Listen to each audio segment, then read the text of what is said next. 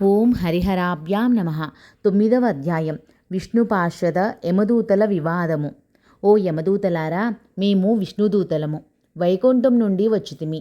మీ ప్రభువగు యమధర్మరాజు ఎటువంటి పాపాత్ములను తీసుకురమ్మని మిమ్ములను పంపెను అని ప్రశ్నించరి.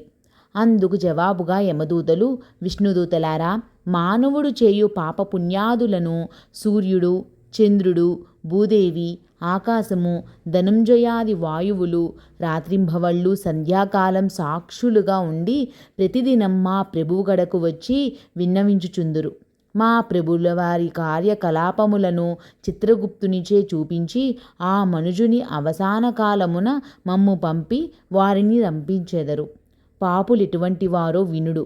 వేదోక్త సదాచారములు విడిచి వేదశాస్త్రములు నిందించువారును, గోహత్య, బ్రహ్మహత్యాది మహాపాపములు చేసినవారు, పరస్త్రీలను కామించిన వారును, పరాన్న బుక్కులు, తల్లిదండ్రులను, గురువులను, బంధువులను, కులవృత్తిని తిట్టి హింసించువారును, జీవహింస చేయువారును, దొంగపద్దులతో వడ్డీలు పెంచి ప్రజలను పీడించువారును, జారత్వం చోరత్వం చే భ్రష్టులగువారును, ఇతరుల ఆస్తిని స్వోహా చేయువారును, శిశుహత్య చేయువారును, శరణన్న వానిని కూడా వదలకుండా బాధించువారును, చేసిన మేలును మరచిన కృతజ్ఞులను, పెండిండ్లు శుభకార్యములు జరగనివ్వక అడ్డు తగిలేవారును పాపాత్ములు.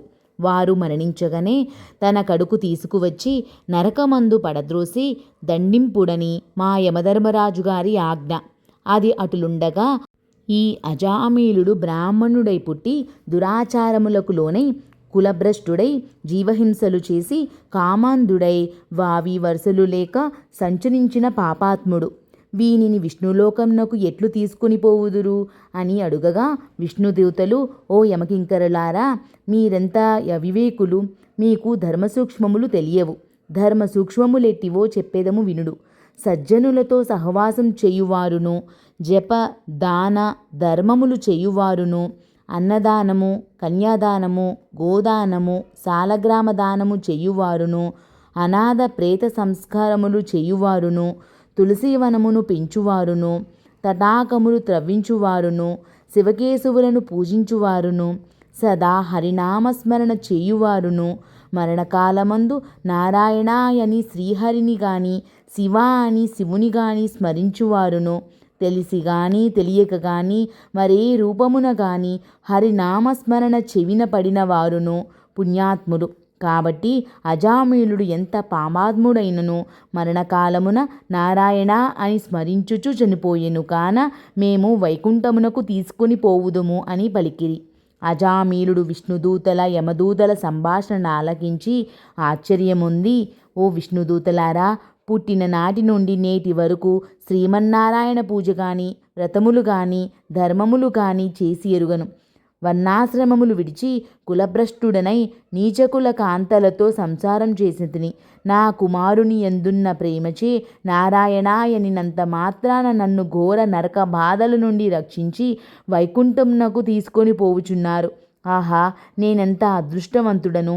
నా పూర్వజన్మ సుకృతము, నా తల్లిదండ్రుల పుణ్యఫలము నన్ను రక్షించినది అని పలుకుచూ సంతోషముగా విమానమెక్కి వైకుంఠమునకు ఎగెను. కావున ఓ జనక చక్రవర్తి, తెలిసి కాని తెలియక కాని నిప్పును ముట్టిన నెటుల బొబ్బలు నెక్కించి బాధ కలిగించునో అటులనే శ్రీహరిని స్మరించిన ఎడల సకల పాపములను నశించి మోక్షం నొందెదరు. ఇది ముమ్మాటికి నిజము. 9వ అధ్యాయము. 9వ రోజు పారాయణము సమాప్తము.